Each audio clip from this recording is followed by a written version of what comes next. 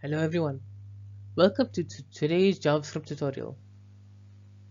In this session, we'll write a program to calculate the sum of an array after mapping each element to a specific value using a provided function or key.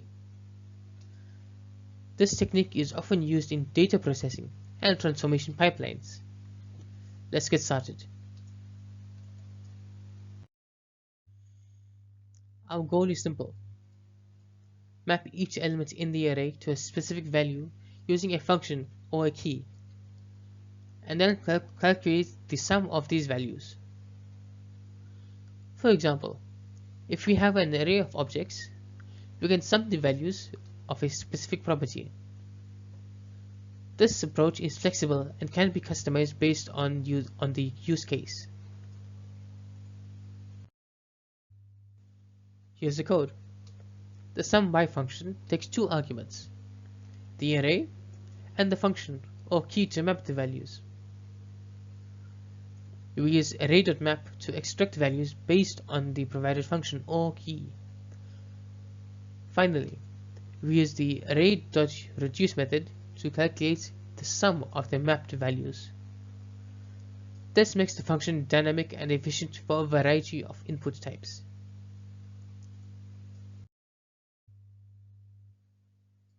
Here's how it works. We first check if the second argument is a function or a key. Using Array.map, we transform the array elements based on this argument. The transformed array is then reduced to calculate the sum of its elements. Finally, the sum is returned as the output.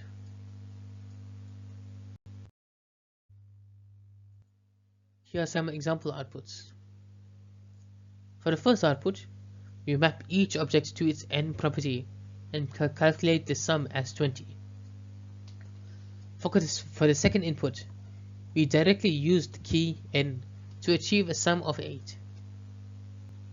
These examples demonstrate the flexibility of the sum_by function.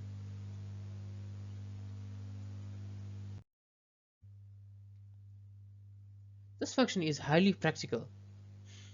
It can be used in data analysis to aggregate values. It's perfect for e-commerce platforms to calculate cart totals. It's also great for game development when summing up player stats or scores. In summary, the sum_by function demonstrates how to dynamically map and reduce array elements to calculate sums. It's flexible, efficient, and useful in various real-world scenarios. Thank you for watching. If you enjoyed this video, please make sure to like, share, and subscribe for more JavaScript tutorials. I'll see you in the next one.